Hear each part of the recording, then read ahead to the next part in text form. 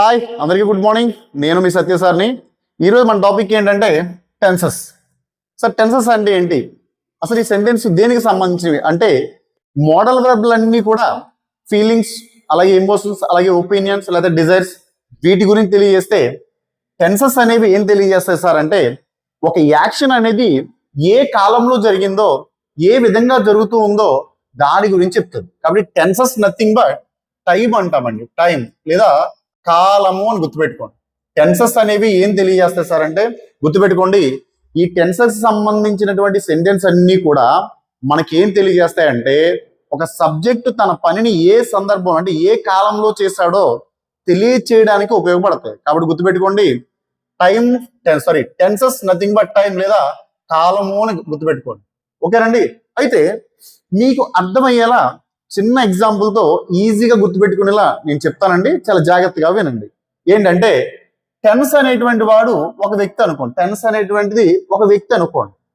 వాళ్ళకి ముగ్గురు కొడుకులు ఉన్నారు. ఎందుకంటే టెన్స్ అంటే కాలం అని చెప్పారు. మన కాలం ఎన్ని రకాలుగా ఉంటుంది? 3 రకాలుగా ఉంటుంది.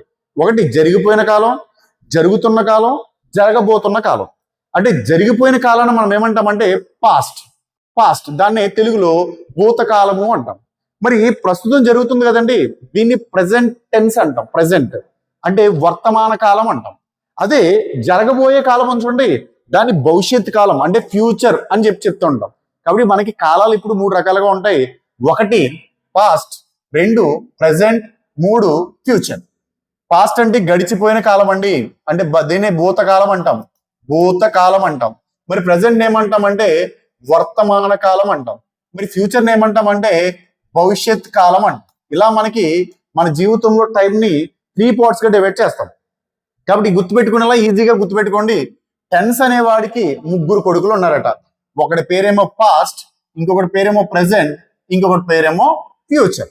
అయితే ఈ 3 కొడుకులకి మళ్ళీ 4 పిల్లలు ఉన్నారట. అంటే పాస్ట్ అనేవాడికి 4 పిల్లలు ఉన్నారు, ప్రెసెంట్ అనేవాడికి 4 పిల్లలు ఉన్నారు, ఫ్యూచర్ అనేవాడికి 4 పిల్లలు ఉన్నారు.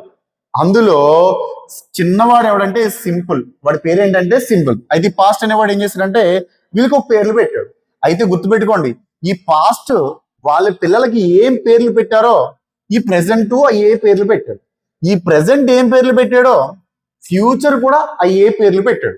కాబట్టి గుర్తుపెట్టుకోండి, ఈ టెన్స్ గాడి యొక్క పిల్లలకి 4 పిల్లలు పుడితే ఆ 4కి వీళ్ళు 3 కూడా ఒకే రకమైన పేర్లు పెట్టుకున్నారు. చూడండి ఇక్కడ సింపుల్. వీడు అందరికంటే చిన్నవాళ్ళండి. మరి నెక్స్ట్ సెకండ్ కొడుకు ఎవడు? ఇది ఫస్ట్, చిన్నవాడు, ఇది సెకండ్, థర్డ్, ఫోర్త్. అందులో ఫస్ట్ వాడు సింపుల్, సెకండ్ వాడు continuous, third perfect, fourth perfect continuous. Same ఇక్కడ కూడా simple, continuous, perfect continuous, simple, continuous, perfect continuous. ఇలా వీళ్ళు 4కి ఒకే రకమైన పేర్లు పెట్టుకున్నారు. అంటే పాస్ట్ గడ్ కొడుకులకి ఏమో పాస్ట్ గడ్ సేమ్ పేర్లు పెట్టారు, ప్రజెంట్ పేర్లు పెట్టుకున్నాడు, ఫ్యూచర్ పేర్లు పెట్టుకున్నాడు. అయితే వీళ్ళకి ఒక సాంప్రదాయం ఉందట. ఏంటి ఆ సాంప్రదాయం అనుకుంటున్నారా? ఏమీ కాదండి, వీళ్ళకి పేర్లు పెట్టే ముందు వీళ్ళ తాత పేరు, తండ్రి పేరు కూడా వాళ్ళ పేరులో కలుపుకున్నారు. అయితే తండ్రి పేరునేమో ముందు పెట్టుకుంటే ఏమవుతుంది చూడండి, పాస్ట్. అలాగే చూడండి, కంటిన్యూస్ ముందు కూడా ఏముండాలి? పాస్ట్. అలాగే పర్ఫెక్ట్ గా ముందు పాస్ట్, అలాగే పర్ఫెక్ట్ గా ముందు పాస్ట్. అంటే వీళ్ళు 4 పేర్లకి తండ్రి పేరుని ఎక్కడ పెట్టుకున్నారు? ముందు పెట్టుకున్నారు. మరి తాత పేరుని ఎక్కడ పెట్టుకున్నారు సార్ అంటే వెనక సైడ్ పెట్టుకున్నారు. అందుకే చూడండి, తాత పేరు ఏంటి? టెన్స్ గా ఇతను కొడుకు, వీళ్ళు కొడుకులు కాబట్టి వీళ్ళకి టెన్స్ ఏమవుతారంటే తాతలు అవుతారు. కాబట్టి ఇక్కడ చూడండి, వీళ్ళ తాతల పేర్లు ఏం చేస్తారంటే చివరిలో పెట్టుకున్నారు. ఇప్పుడు చూడండి, వాళ్ళ పేర్లు పాస్ట్, సింపుల్, టెన్స్. కాబట్టి పాస్ట్ గారి యొక్క ఫస్ట్ కొడుకు పేరు ఏంటంటే తండ్రి పేరు ముందు పెట్టుకున్నాడు, తాత పేరు వెనకాల పెట్టుకున్నాడు. వీడి పేరు ఏంటి? నార్మల్ గా సింపుల్. కాబట్టి వీళ్ళ పేర్లు పెట్టుకుని కలిపి రాస్తే ఎలా ఉంది? Past, simple, tense. అలాగే వీడు కూడా సేమ్, పాస్ట్, కంటిన్యూస్, టెన్స్. అలాగే past, perfect, tense. Past, perfect, continuous, tense. మరి పాస్ట్ గారి కొడుకులు ఏ విధంగా అయితే తన తండ్రి పేరును ముందు పెట్టుకున్నారో, తాత పేరును వెనకాల పెట్టుకున్నారో, ఇక్కడ ప్రెసెంట్ గారి యొక్క కొడుకులు కూడా సేమ్ అదే రూల్ ఫాలో అయ్యారు. ఇప్పుడు చూడండి, ప్రెసెంట్ గారి యొక్క కొడుకులు వాళ్ళ పేరు పెట్టుకున్నారు కదా, ప్రెసెంట్. తాత పేరు ఎక్కడ ఉండాలి? టెన్స్. కాబట్టి present simple tense, present continuous tense, present perfect tense, present perfect continue tense. మరి వీళ్ళు ఎలా అయితే పెట్టుకున్నారో మరి ఫ్యూచర్ గారి యొక్క కొడుకులు కూడా అయ్యే పేర్లు పెట్టుకున్నారు కదండి. అందుకని గుర్తుపెట్టుకోండి, ఫ్యూచర్ ముందు పెట్టుకుంటాడు అనమాట. ఫ్యూచర్, ఫ్యూచర్ సింపుల్, తాత పేరు ఏం చేస్తాం, చివరిలో పెడతాం. ఫ్యూచర్ సింపుల్ టెన్స్, అలాగే ఫ్యూచర్ కంటిన్యూస్ టెన్స్, అలాగే ఫ్యూచర్ పర్ఫెక్ట్ టెన్స్, అలాగే ఫ్యూచర్ పర్ఫెక్ట్ కంటిన్యూస్ టెన్స్. ఇలా చాలా జాగ్రత్తగా గుర్తుపెట్టుకోవాలండి. టెన్స్ అనేటువంటి వ్యక్తికి ముగ్గురు కొడుకులు ఉన్నారట. ఒకటి పేరు పాస్ట్, ఇంకొకటి పేరు ప్రెసెంట్, ఇంకొకటి పేరు ఫ్యూచర్. మళ్ళీ వీళ్ళకి ఎంతమంది పిల్లలు ఉన్నారు, 4 పిల్లలు ఉన్నారు. అందులో ఒకటి పేరు simple, continuous, perfect, perfect continuous, ఈ 4 పేర్లు. సేమ్ ఈ పాస్ట్ గారి కొడుకులకి ఏం పేర్లు పెట్టారో ప్రెసెంట్ అయ్యే పేర్లు పెట్టారు, ఫ్యూచర్ అయ్యే పేర్లు పెట్టారు. అయితే వీళ్ళు పేర్ల ముందు ఏం చేశారట, తండ్రి పేరు ముందు పెట్టుకున్నారు, తాత పేరేమో వెనకాల పెట్టుకున్నారు. కాబట్టి ఇది జాగ్రత్తగా గుర్తుపెట్టుకోండి. ఫస్ట్ కొడుకు అనగానే సింపుల్, సెకండ్ అనగానే కంటిన్యూస్, థర్డ్ అనగానే పర్ఫెక్ట్, ఫోర్త్ అనగానే పర్ఫెక్ట్ కంటిన్యూస్. మీకు టెన్సెస్ కూడా ఇదే ఆర్డర్ లో గుర్తుపెట్టుకోండి. ఫస్ట్ టెన్స్ అనగానే సింపుల్ టెన్స్, సెకండ్ టెన్స్ అనగానే కంటిన్యూస్ టెన్స్, థర్డ్ టెన్స్ అనగానే పర్ఫెక్ట్, ఫోర్త్ అనగానే పర్ఫెక్ట్ కంటిన్యూస్. అట్లా నీ మైండ్ లో గుర్తుండాలి, ఓకేనా. అయితే ఇప్పుడు ఈ టెన్స్ కి 3 పిల్లలు ఉన్నారు, 3 పిల్లలకి మళ్ళీ 4 పిల్లలు ఉన్నారు కదండి. మరి వీళ్ళందరికీ మరి వీళ్ళకి కూడా పిల్లలు ఉంటారు కదా. సో జాగ్రత్తగా గుర్తుపెట్టుకోండి. అయితే ఇక్కడ simple present, simple past, simple future. So ఇక్కడ జాగ్రత్తగా చూడండి అమ్మా, సింపుల్ ఫ్యూచర్. సో ఇక్కడ మళ్ళీ చూడండి, ఈ పిల్లలకు 4 పిల్లలు ఉన్నారు, ఈ పిల్లలకు కూడా మళ్ళీ పిల్లలు ఉన్నారు. ఆ పిల్లల పేర్లు ఏంటంటే, సింపుల్ ప్రెసెంట్ గారి యొక్క పిల్లల పేర్లు ఏంటంటే డూ లేదా డస్. 2 పిల్లలు ఉన్నారమ్మా. సింపుల్ ప్రెసెంట్ కి ఎంతమంది పిల్లలు, డూ, డస్. ఇది చాలా చాలా జాగ్రత్తగా గుర్తుపెట్టుకోండి. ఇవి హెల్పింగ్ వెర్బ్. అంటే సింపుల్ ప్రెసెంట్ టెన్స్ వచ్చినప్పుడు మీరు గుర్తుపెట్టుకోవాల్సింది ఏంటంటే డూ, డస్. ఇవి మీరు కనుక బై హార్ట్ చేస్తే టెన్సెస్ అనేవి ఏ సందర్భంలో వాడతారు, ఎలా వాడతారు, ఆ టైంలో ఏ హెల్పింగ్ వెర్బ్ రావాలి, ఏ వెర్బ్ రావాలనేది క్లియర్ గా చెప్తాను. మీరు ఫస్ట్ ఈ యొక్క టేబుల్ ని ఈజీగా గుర్తుపెట్టుకుంటే టెన్సెస్ అన్ని నేర్చేసుకున్నట్టు, 50% నేర్చేసుకున్నట్టే ఈ ఒక్క టేబుల్. కాబట్టి గుర్తుపెట్టుకోండి, సింపుల్ ప్రెసెంట్ అనగా డూ, డస్ గుర్తు రావాలి, డూ, డస్. అలాగే సింపుల్ పాస్ట్ కి ఒకే ఒక కొడుకు ఉన్నాడు, డిడ్. సింపుల్ పాస్ట్ కూడా ఒకే ఒక కొడుకు ఏంటండి, డిడ్. అలాగే సింపుల్ ఫ్యూచర్ కి ఎవరంటే విల్, అలాగే షల్. జాగ్రత్త చూడండి, సింపుల్ ప్రెసెంట్ కి కొడుకుల పేర్లు ఏంటి, డూ, డస్. అదే సింపుల్ పాస్ట్ యొక్క కొడుకులు ఏంటి, డిడ్. అదే సింపుల్ ఫ్యూచర్ యొక్క కొడుకుల పేర్లు ఏంటి, విల్, షల్. అంటే 2 పిల్లలు ఉన్నారు అక్కడ. అయితే నెక్స్ట్ ప్రెసెంట్ కంటిన్యూస్ కి 3 కొడుకులు ఉన్నారట. వాడి పేరు is, am, are. Is, am, are. So చూడండి, ప్రెసెంట్ కంటిన్యూస్ కి ఎంతమంది పిల్లలు అడిగితే 3. వాళ్ళ పేర్లు ఏంటని అడిగితే ఈజ్, యామ్, ఆర్. అలాగే పాస్ట్ కంటిన్యూస్ వస్తే మీకు వాజ్, వర్. 2 పిల్లలు ఉన్నారు. పాస్ట్ కంటిన్యూస్ యొక్క పిల్లలు ఏంటని అడిగితే వాజ్, వర్. అలాగే ఫ్యూచర్ కంటిన్యూస్ కి వచ్చారనుకోండి విల్ బి, అలాగే shall be. Will be, shall be. గుర్తుపెట్టుకోండి. అలాగే ప్రెసెంట్ పర్ఫెక్ట్ కి పిల్లలు ఎంతమంది, ఇక్కడ కూడా 2 పిల్లలేనండి. ఏంటంటే వాళ్ళ పేర్లు హ్యావ్ లేదా హ్యాజ్. అంటే హ్యావ్, హ్యాజ్ 2 పిల్లలు. ఒకటి పేరు హ్యావ్, ఇంకోటి పేరు హ్యాజ్. అలాగే పాస్ట్ పర్ఫెక్ట్ కి ఒకడే ఒక కొడుకు, వాడి పేరు హ్యాడ్. అలాగే తర్వాత ఫ్యూచర్ పర్ఫెక్ట్ కి విల్ హ్యావ్ లేదా షల్ హ్యావ్, షల్ హ్యావ్. అలాగే ఇక్కడ పాస్ట్ పర్ఫెక్ట్ కంటిన్యూస్ ఉన్నారు. వీళ్ళ పేర్లు ఏంటి సార్ అంటే వీళ్ళకి 2 కొడుకులు ఉన్నారు, హ్యావ్ బీన్ మరియు has been. Have been, has been. అలాగే పర్ఫెక్ట్ టెన్స్ కి ఎవరంటే పాస్ట్ పర్ఫెక్ట్ కి ఎవరంటే హ్యాడ్ బీన్, హ్యాడ్ బీన్. అలాగే ఫ్యూచర్ పర్ఫెక్ట్ కి ఎవరంటే will have been, will have been, will have been. అలాగే shall have been, shall have been, shall have been. ఇలా ఈ 4 కొడుకులకి మళ్ళీ 2 పిల్లలు ఉన్నారు. సార్ ఇలా ఎందుకు చెప్తున్నారంటారా, బాగా గుర్తుపెట్టుకోండి. వాళ్ళ తాతయ్య గారి పేరేంటి, టెన్స్. ఇక్కడ ఉన్నటువంటి సింపుల్ ప్రెసెంట్ తాతయ్య పేరు ఏంటంటే టెన్స్.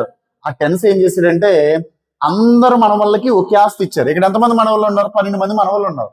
ఇక్కడ సింపుల్ ప్రెసెంట్ కి, సింపుల్ పాస్ట్ కి, సింపుల్ ఫ్యూచర్ కి, అలాగే present continuous, past continuous, future continuous, మొత్తం ఈ 12 మంది మనవళ్ళకి తాతయ్య ఒకే రకంగా ఆస్తులు పనిచేశాడు.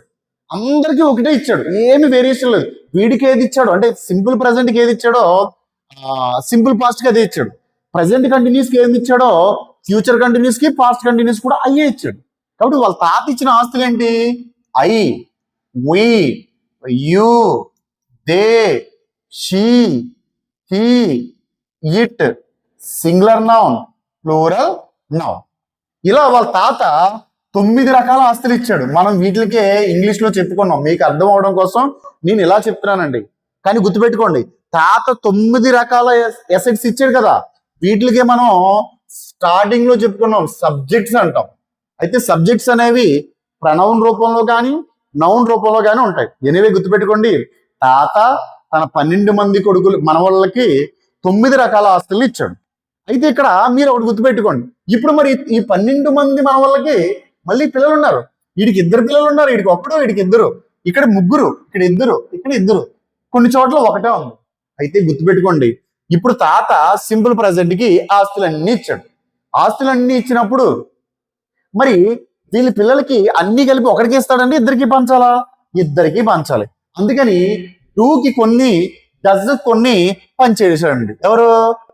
ఈ సింపుల్ ప్రజెంట్ వాళ్ళ తాత తనకి 9 రకాల ఆస్తులు ఇస్తే, ఈ ఆస్తులు అంటే ఏమీ కాదు, సబ్జెక్టులు. ఈ 9 రకాల సబ్జెక్టులు ఇస్తే తండ్రి ఏం చేశాడు? 2 పిల్లలు కాబట్టి 2 పిల్లలకి పంచాడు. ఎలా పంచాడు అంటారా? చూడండి, డూ అనేవాడికి డజ్ అనేవాడికి ఎలా పంచాడంటే, డూకేమో ఐ, వి, యు, దే, అలాగే ప్లూరల్ నౌన్. ఈ ఏమి వచ్చినా సరే మొత్తం ఆస్తులన్నీ ఎవరికి వస్తాయి? డూకి. మనకి ఆల్రెడీ తెలుసు, ఒక సెంటెన్స్ ఫార్మేషన్ చేయాలంటే సబ్జెక్ట్ ఉండాలి, హెల్పింగ్ వెర్బ్ ఉండాలి, వెర్బ్ ఉండాలి, ఆబ్జెక్ట్ ఉండాలి. అయితే మనకి టెన్సెస్ ఏది మారినా ఎప్పటికీ మారడం ఏంటంటే సబ్జెక్టు ఆబ్జెక్టు మారు. అది సింపుల్ ప్రెసెంట్ అయినా సింపుల్ పాస్ట్ అయినా ఏదైనా కావచ్చు. నేను గుడికి వెళ్ళాను, నేను గుడికి వెళ్తాను, ఇందులో 2 మారు. అంటే సబ్జెక్టు మారదు, ఆబ్జెక్టు మారదు. మారేవి 2, హెల్పింగ్ వెర్బ్, వెర్బ్. అయితే వెర్బ్ అనేది ఒకే రకమైన సెంటెన్స్, అంటే పాస్ట్ లేకపోతే ఫ్యూచర్ ఇట్లాంటి డివైడ్ చేస్తున్నాం కదండి. పర్ఫెక్ట్ ఉందనుకోండి, పర్ఫెక్ట్ అన్నిటికీ V3 వాడతాం, అంటే పర్ఫెక్ట్ కి మాత్రమే V3 వాడతాం. అయితే పర్ఫెక్ట్ ఏంటి? ప్రెసెంట్ పర్ఫెక్ట్ ఉంది, పాస్ట్ పర్ఫెక్ట్ ఉంది, ఫ్యూచర్ పర్ఫెక్ట్ ఉంది. ఆ పర్ఫెక్ట్ కి అన్నిటికీ మాత్రం ఏం వాడతాం? V3 వాడతాం. కానీ అన్నిటికీ, అన్ని టెన్స్లకి V3 ఉండదు.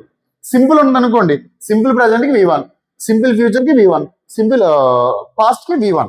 అలాగే కంటిన్యూస్ ఉంది అనుకోండి, V4. పాస్ట్ కంటిన్యూస్ కి V4, ప్రెసెంట్ కంటిన్యూస్ కి V4, ఫ్యూచర్ కంటిన్యూస్ కి V4.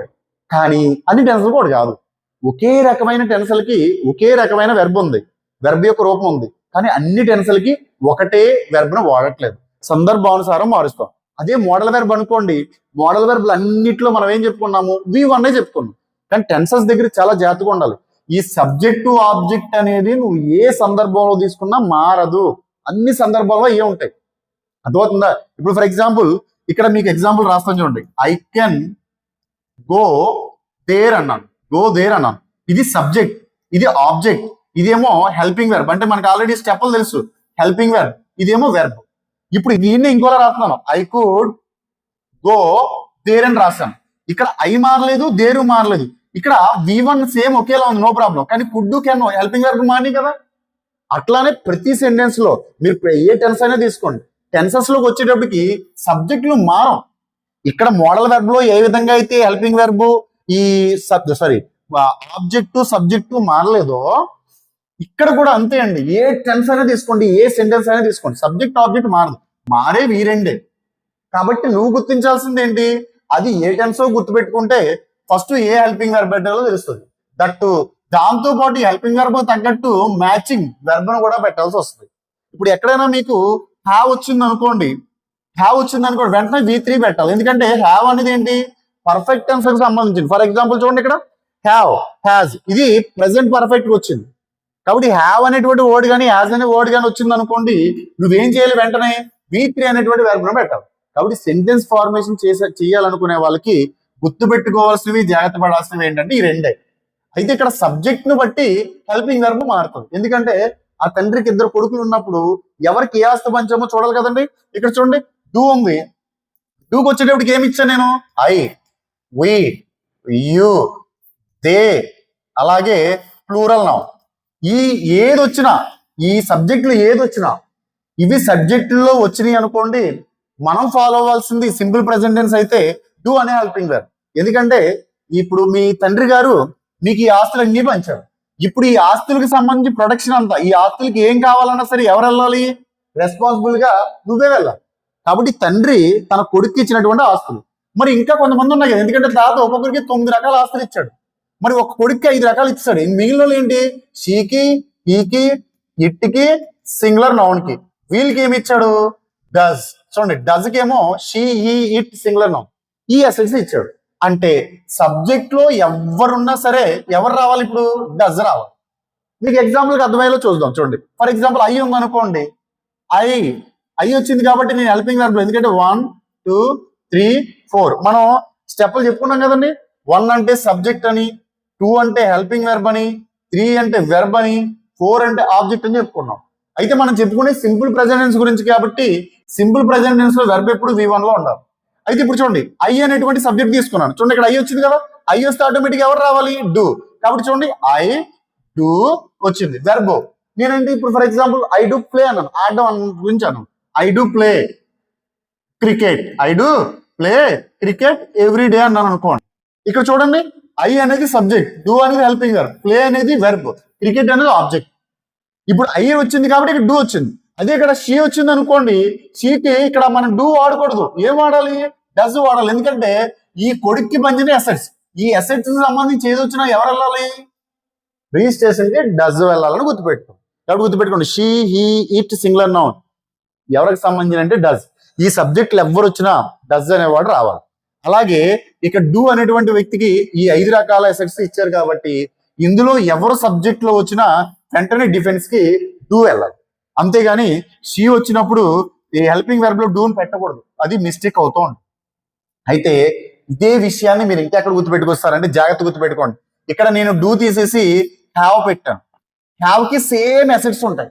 అలాగే ఇక్కడ డస్ తీసేసి ఇక్కడ హ్యావ్ పెట్టాను, హ్యావ్ పెట్టినప్పుడు ఆటోమేటిక్ గా సేమ్, సారీ హ్యావ్ కాదు హ్యాజ్, హ్యావ్ కాదు హ్యాజ్.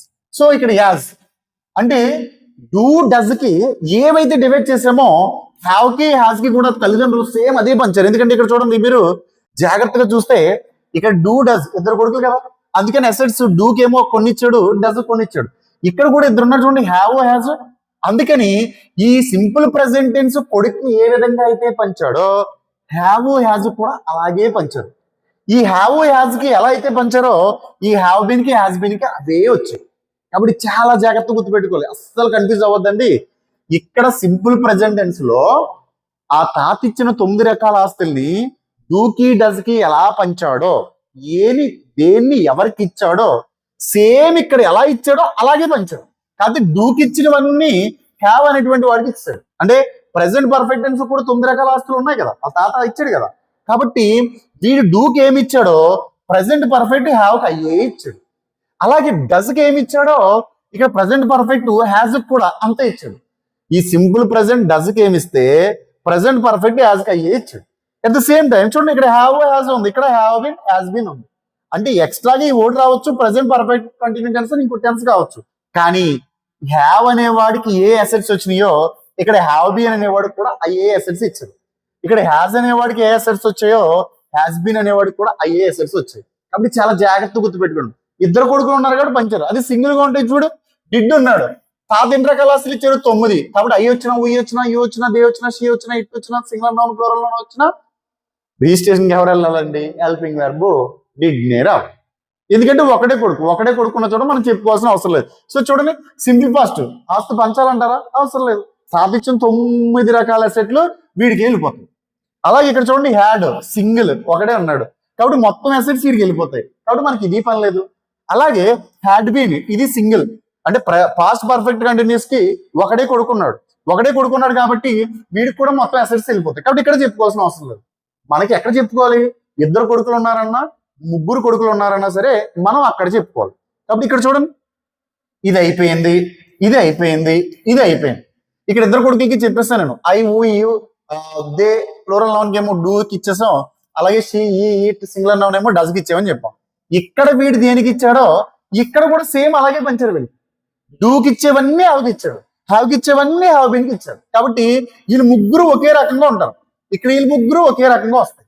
కాబట్టి ఈ పదాలు వచ్చినప్పుడు సేమ్ హెల్పింగ్ వెర్బ్. అంటే ఒక చోట నేర్చుకుంటే మనం ఎక్కడెక్కడ నేర్చుకోవాల్సిన అవసరం లేదంటే డూ డస్ దగ్గర నేర్చుకుంటే హ్యావ్ యాజ్ దగ్గర, హ్యావ్ బీన్ యాజ్ బీన్ దగ్గర మనం నేర్చుకోవాల్సిన అవసరం లేదు. ఓకేనా అండి? రైట్. మరి ఇక్కడ చూడండి, was were easily am are అంటే సింగిల్ వచ్చినప్పుడు మనం అవసరం లేదు కదండి. ఇక్కడ ఫ్యూచర్కి వచ్చేటప్పటికి ఇది ఇంకా సింపుల్. ఇది పెద్దగా మీరేం కన్ఫ్యూజ్ అవ్వాల్సిన అవసరం లేదు. ఇక్కడ 9 రకాల ఆస్తులు ఉన్నాయి. ఐకి ఉయికి. ఇక్కడ సింపుల్ షార్ట్ కట్ కూడా ఉంది. విల్లులో ఫస్ట్ ఏముంది? డబ్ల్యూ ఉంది కాబట్టి ఉయి. అలాగే విల్లులో సెకండ్ ఏంటి? ఐ కాబట్టి ఐ. సో విల్ అనేటువంటి వర్డ్ లోనే డబ్ల్యూఐ ఉంది కాబట్టి ఈ రెండు సబ్జెక్టులకి మాత్రమే విల్ వాడాలి. I will go, we will go. అలా కాకుండా ఓకేనండి, సారీ విల్ కాదు, రాంగ్ స్టెప్. ఈ ఐకి ఉయికి షల్ వాడాలి. మనం ఐకి ఉయికి షల్ వాడాలి. రిమైనింగ్ అన్నిటికీ మనం వీటిని వాడాల్సి వస్తుంది అనమాట. అంటే చూడండి, ఈ యూ కానీ, దే కానీ, షీ కానీ, ఈ కానీ, ఇటు కానీ, సింగులర్ నౌన్, ప్లూరల్ నౌన్ కానీ వచ్చింది అనుకోండి, వీటన్నిటికీ హెల్పింగ్ వెర్బ్ విల్. ఒక్క ఐకి ఉయికి మాత్రం మనకి హెల్పింగ్ వెర్బ్ ని ఎవరిని యూజ్ చేయాలి సార్ అంటే షల్ని యూజ్ చేయాల్సి వస్తుంది. కాబట్టి ఇక్కడ గుర్తుపెట్టుకోండి. అయితే మనం స్పోకెన్ పరంగా వెళ్ళేటప్పుడు మనం ఎక్కువ కన్ఫ్యూజ్ అవ్వాల్సిన అవసరం లేదండి. మనకి విల్లు వాడినా షల్ వాడినా పెద్దగా డిఫరెన్స్ ఏమి ఉండదు. మీరు ఇంకా ఇక్కడ అన్ని చోట్ల షల్ అనేటువంటి దాన్ని తీసేసి ఒక విల్లు ఒకటి బాగా నేర్చుకోండి, సరిపోదు. ఎందుకంటే షల్ అనే దాన్ని ఐ అనేటువంటి సబ్జెక్ట్ కానీ, ఉయ్ అనేటువంటి సబ్జెక్ట్ కానీ వచ్చినప్పుడు యూజ్ చేస్తాం. ఇక్కడ విల్లుకి ఏ అసెట్స్ అయితే వచ్చాయి ఇక్కడ విల్ బీకి వచ్చింది. షల్కి ఏ అసెట్స్ వస్తాయి ఇక్కడ షల్ బీకి అయ్యే వస్తాయి. కాబట్టి ఇక్కడ సేమ్ ఈ పైదాన్ని తెలుసుకుంటే కింద అన్నిటికీ కూడా సేమ్ వచ్చేస్తాయి. ఏమీ మనం కంగారు పడి కన్ఫ్యూజ్ అవ్వాల్సిన అవసరం లేదు. అయితే మీకు మళ్ళీ చెప్పేది ఏంటంటే ఈ shall have been, shall have, shall be, shall ఈ మీరు అంత నేర్చుకోవద్దు. ఒకవేళ మీకు తెలియాలి కాబట్టి చెప్తున్నాను. షల్ అనేటువంటి వర్డ్ వస్తే ఐకి ఉయికి మాత్రమే యూజ్ చేయాలి. రిమైనింగ్ అన్నిటికీ కూడా విల్లే యూజ్ చేయాలి. అయితే ఫ్యూచర్ అనగానే మనకు కామన్ గా ఉండాల్సిన హెల్పింగ్ వెర్బ్ ఏంటంటే విల్లు కామన్ గా ఉండదు. సింపుల్ ఫ్యూచర్ కాబట్టి విల్లు ఒక్కటే ఉంది. అదే సింపుల్ ఫ్యూచర్ కంటిన్యూస్ అనుకోండి, విల్లుతో పాటు బి ఉంటుంది. అదే పర్ఫెక్ట్ అనుకోండి, విల్లుతో పాటు హ్యావ్ ఉంటుంది. అంటే ఫ్యూచర్ కి కామన్ గా ఉండేది విల్లు. అలాగే ఇక్కడ చూడండి, విల్ హ్యావ్ బీన్ అంటే విల్ కామన్ గా ఉంది, హ్యావ్ బీన్ ఎక్స్ట్రా. మీకు ఏ టెన్స్ కా టెన్స్ చూడండి, ఇక్కడికి వచ్చేటప్పటికి హ్యావ్, హ్యాజ్, హ్యాడ్, హ్యావ్, అలాగే have been, had been, have been same ఒకేలా ఉంటాయి. కన్ఫ్యూజ్ అవ్వద్దు. రైట్ నా? ఎనీవే మనం లెర్నింగ్ స్టేజ్ లో ఉన్నాం కాబట్టి విల్లు షల్లు అని కన్ఫ్యూజ్ అవ్వద్దు. సింగిల్ కొడుకు అని గుర్తుపెట్టేసుకోండి. అప్పుడు ఈ అన్ని సబ్జెక్టులకి మనం ఏం యూజ్ చేసొచ్చు? విల్ యూజ్ చేసొచ్చు. సింపుల్. మనకి ఎప్పుడైనా గుర్తుపెట్టుకోండి, ఫ్యూచర్ అయినప్పటికీ నీ మైండ్ లో ఎప్పుడు విల్ ఉండాలి. అయితే సింపుల్ అయితే కనుక ఓన్లీ విల్ ఒకటే వాడతాము. ఫ్యూచర్ కంటిన్యూస్ అయితే కనుక విల్ బి, విల్లుతో పాటు బి ఎక్స్ట్రాగా పెడతాం. అలాగే పర్ఫెక్ట్ అనుకోండి, విల్లుతో పాటు హ్యావ్ అనేది పెడతాం. అలాగే ఫ్యూచర్ పర్ఫెక్ట్ కంటిన్యూస్ అనుకోండి, విల్లుతో పాటు హ్యావ్ బీన్ అనే వర్డ్ పెడతాం. కాబట్టి will be, will have been. అలాగే ఇక్కడ చూడండి, do does simple present, is am are present continuous, present perfect have or has been, as. అలాగే present perfect continuous have been or has been. అలాగే past వచ్చేటప్పటికి simple past did, past perfect had, అలాగే past perfect continuous had been. ఓకేనండి? ఇంకా మనం చెప్పుకోవాల్సింది ఏంటి? ఎందుకంటే ఇక్కడ 4 కూడా షల్లను తీసేస్తే విల్లు ఒకటే ఉంది కాబట్టి సింగిల్ కొడుకు ఉన్నప్పుడు ఎసెట్స్ పంచాల్సిన అవసరం లేదు. వీళ్ళందరికీ ఎవరు హెల్పింగ్ వెర్బ్ వస్తారండి? వాళ్ళే వస్తారు. ఓకేనండి? విల్లే హెల్పింగ్ వెర్బ్ కింద వెళ్ళిపోతుంది. అయితే సందర్భం కంటిన్యూస్ అయితే విల్ బి వెళ్ళాలి, ఫ్యూచర్ పర్ఫెక్ట్ అయితే కనుక విల్ హ్యావ్ వెళ్ళాలి. అలా గుర్తుపెట్టుకోండి. ఎనీవే విల్ ఒకటే వాడండి సరిపోద్ది. స్పోకెన్ పరంగా వెళ్ళినప్పుడు మనం అంత గ్రామటికల్ గా నేర్చుకోవాల్సిన అవసరం లేదు. ఇప్పుడు మనం నేర్చుకోవాల్సిన ప్రెసెంట్ కంటిన్యూస్, పాస్ట్ కంటిన్యూస్. అయితే ఇక్కడ చూడండి, ప్రెసెంట్ కంటిన్యూస్ లో మనకి ఎంతమంది ఉన్నారండి? మొత్తం 3 ఉన్నారు. ఒకటి పేరేమో ఈజ్, ఇంకొకటి పేరేమో యామ్, ఇంకొకటి పేరేమో ఆర్. మరి తాత ఎన్ని రకాల ఆస్తులు ఇచ్చాడు? 9 రకాల ఆస్తులు ఇచ్చాడు. అందులో చాలా జాగ్రత్త గుర్తుపెట్టుకోండి, ఈ 3 కొడుకులకి పంచాలి కదా 9, అలానే 3 పంచలేదు. ఎందుకంటే వాల్యూని బట్టి పంచొచ్చేమో. ఇక్కడ అన్నిటికంటే విలువైంది ఐ అనుకుంటా. అందుకే యామ్ అనేవాడికి ఒకే ఒక అసెట్ ఇచ్చాడు. సో ఐ వచ్చినప్పుడు ఖచ్చితంగా హెల్పింగ్ వెర్బ్ ఎవరు వెళ్ళాలి? యామ్ వెళ్ళాలి. For example I am reading book అంటాం. అలాగే I am going to Kakinada అని చెప్తాం. అంటే ఇక్కడ ఐ వచ్చినప్పుడు ఎవరు వెళ్ళాలి సార్ అంటే యామ్ వెళ్ళాలి. అలాగే ఈజ్ అనేది ఎవరెవరికి వాడాలి sir? She, he, it, singular noun అంటే ఏదైనా ఒక పేరు వాడినప్పుడు, సీత, గీత, లేకపోతే లత అని ఏదో ఒక పేరు వాడినప్పుడు కానీ, లేదా పెన్ అంటే సింగులర్ నౌన్ ఉపయోగించినప్పుడు కానీ మనం వాడాల్సింది ఏంటంటే ఈజ్ వాడదాం. Pen is mine. పెన్ అంటే సింగులర్. అదే పెన్స్ అని వచ్చింది అనుకోండి, పెన్స్ ఆర్ మైన్ అంట, అంటే పెన్ నావి. ఈ పెన్ నాది అని చెప్పాలనుకోండి, this pen is mine. Pen is mine అంటే పెన్ అనేది సింగులర్ నౌన్. కాబట్టి సింగులర్ నౌన్ వచ్చినా, అలాగే షీ అనేటువంటి హెల్పింగ్ వెర్బ్ వచ్చినా, హీ అనేటువంటి హెల్పింగ్ వెర్బ్ వచ్చినా, ఇట్ వచ్చినా, ఈజ్ అనేటువంటి ఈ సబ్జెక్ట్ ఏది వచ్చినా మనం ఈజ్ అనేటువంటి హెల్పింగ్ వెర్బ్ ని వచ్చేది. అలాగే ఆర్ దేనికి వాడాలి సార్? ఐకేమో యామ్ వెళ్ళిపోయింది, ఇంక మిగిలింది ఏంటి? వి, యు, అలాగే దే, అలాగే ప్లూరల్ నౌన్. సో ఈ 4 సబ్జెక్టులు వచ్చినప్పుడు అంటే వి కానీ, యు కానీ, దే కానీ, ప్లూరల్ నౌన్ కానీ, ఇది ఏదైనా వచ్చింది అనుకోండి, ఈ 4టికి మనం వాడాల్సినటువంటి హెల్పింగ్ వెర్బ్ ఏంటంటే ఆర్. కాబట్టి చాలా జాగ్రత్తగా, వీఆర్ ప్లేయింగ్ క్రికెట్, అలాగే you are playing cricket, they are playing cricket, అలాగే Raman Sita are playing cricket. ఎందుకంటే ఈ 4 సబ్జెక్టులు ఏదొచ్చినా సరే మనం ఆర్ వాడాలి. అదే ఐ వచ్చింది అనుకోండి, I am playing cricket, I am playing cricket, అలాగే she is playing cricket, he is playing cricket, it is playing cricket, Lakshmi is playing cricket. అంటే ఈ 4 సబ్జెక్టులు వచ్చినప్పుడేమో ఈజ్ వాడాలి, ఐ వచ్చినప్పుడేమో యామ్ వాడాలి, ఈ 4 వచ్చినప్పుడేమో ఆర్ వాడాలి. మరి ఇక్కడ 3 కొడుకులు కాబట్టి 3 కొడుకులకి పనిచేస్తాం. మరి ఇంకా మిగిలింది ఏంటి? Past continuous. పాస్ట్ కంటిన్యూస్ కి 2 కొడుకులు ఉన్నారండి. మరి పాస్ట్ కంటిన్యూస్ కి 2 కొడుకులు ఉన్నప్పుడు ఎవరెవడవాడు? ఒకటి వజ్ అనేవాడు, ఇంకోటేమో వర్. అయితే వజ్కి ఏం మంచం అంటే ఇక్కడ చూడండి, ఈజ్ వజ్ ఒకేలా ఉన్నాయి కదా. ఈజుకున్న సబ్జెక్టులు అన్ని ఇక్కడికి వచ్చేస్తాయి. అంటే షీ వచ్చినప్పుడు వజ్ వాడాలి. ఇప్పుడు ఇది పాస్ట్ లో, పాస్ట్ కంటిన్యూస్ కి వచ్చినప్పుడు. అలాగే హీ ఇక్కడ ఉంది కాబట్టి ఈ, అలాగే ఇట్ సింగులర్ నౌన్. అలాగే ఇక్కడ చూడండి ఆర్, వర్, రెండిట్లో కూడా కామన్ గా ఆర్ వర్, అలాగే ఈజ్ వజ్. అంటే పాస్ట్ కంటిన్యూస్ కి ప్రెసెంట్ కంటిన్యూస్ కి పెద్దగా డిఫరెన్స్ ఏమి ఉండదు. ఈజీకి వాడాల్సినవన్నీ కూడా మనం దేనికి వాడతాం? వజ్కు వాడతాం. ఆర్కు వాడాల్సినవన్నీనేమో వరకు వాడతాం. సో వర్లకు ఏం రావాలి? వి వస్తే వర్ అని వాడాలి, యు వస్తే వర్ అని వాడాలి, దే అని వస్తే వర్ వాడాలి, ప్లూరల్ నౌన్ వస్తే వర్ వాడాలి. మరి అయితే మీకు డౌట్ రావచ్చు, సార్ ఇక్కడ 3 ఉన్నాయి కాబట్టి దీనికి 4, దీనికి 4, దీనికి 1 ఇచ్చాం. మరి ఇక్కడ 2 ఉన్నాయి, దీని ఈజీ అన్నీనేమో వజకు వాడాం, ఆర్ఐ అన్నీనేమో వరకు వాడాం కదా. మరి అయ్యా అంటే అప్పుడేం చేసింది? ఈ యామ్ అనే దానికి ఐకి యామ్ ఇచ్చాం కదా, ఇప్పుడు ఇక్కడ వచ్చేట 2 ఉన్నాయి కాబట్టి ఈ ఐని కూడా తీసుకుంది అనమాట. కాబట్టి వజ్కి సంబంధించి ఐ వచ్చినా was, I was playing cricket, అలాగే చూడండి she was playing cricket, he was playing cricket, it was playing cricket, Lakshmi was playing cricket. అలాగే వర్ చూడండి, we were playing cricket, you were playing cricket, they were playing cricket, Lakshmi and Raju were playing cricket. అంటే ఈ సబ్జెక్టులు వచ్చినప్పుడు వర్ ఉపయోగించండి, ఈ సబ్జెక్టులు వచ్చినప్పుడు వజ్ ఉపయోగించండి. అయితే పాస్ట్ కంటిన్యూస్ కి ప్రెసెంట్ కంటిన్యూస్ కి ఒకటే డిఫరెన్స్, ఇక్కడ 3 కొడుకులు కాబట్టి ఐ అనేది యామ్ అనే వాడికి ప్రత్యేకంగా ఇచ్చారు, ఈజీ ఏమో వజ్కి ఇచ్చేసాం, ఆర్వి ఏమో వరకు ఇచ్చేసాం. ఓకేనండి. ఫస్ట్ ఇవి బట్టి పట్టేసండి. అంటే నేను for example past perfect continuous అనగానే నీ మైండ్ లోకి 2 పేర్లు వచ్చాయి, వజ్జు వర్రు. అలాగే ఇంకోటి కామన్ గా గుర్తుపెట్టుకోవాల్సింది ఏంటి? క్లాసుల్లో 9 సబ్జెక్టులు గుర్తుపెట్టుకోవాల్సిందే. సింగులర్ ఏంటి, ప్లూరల్ ఏంటి, అవన్నీ మీకు క్లారిటీ ఉండాలి. ఇవన్నీ అర్థం అవ్వాలంటే మీకు స్టార్టింగ్ క్లాసులు చూడాలి, చూస్తే ఈజీగా అర్థం అవుతుంది. కాబట్టి నేను చెప్పిన ఈ ఎగ్జాంపుల్ ప్రకారం టెన్స్ అనేవాడికి 3 కొడుకులు, ముగ్గురికి ఏమో మళ్ళీ 4 కొడుకులు, ఈ మొత్తం 12 మందికినేమో 1, 2, 3 పిల్లలు ఉన్నారని గుర్తుపెట్టుకోండి. తాత ఇచ్చిన ఆస్తులు ఎలా పంచుకున్నారో ఇలా గుర్తుపెట్టుకుంటే టెన్సెస్ కన్ఫ్యూజ్ అయ్యేటువంటి అవకాశాలు ఉండవు. అయితే మీకు మళ్ళీ రేపటి నుంచి ప్రతి టెన్స్ ని చాలా వివరంగా చెప్తాను. చాలా జాగ్రత్తగా ఈ టేబుల్ అంతటిని మీరు ముందు టేబుల్ అంతటి కూడా జాగ్రత్తగా బట్టి పడితే ఈజీగా మీరు టెన్సెస్ ని అర్థం చేసుకోవడానికి అవకాశం ఉంటుంది. ఓకేనండి. జాగ్రత్తగా ప్రిపేర్ అయ్యి నెక్స్ట్ క్లాస్ రెడీ అయిపోండి. ఓకేనా? Bye, thank you.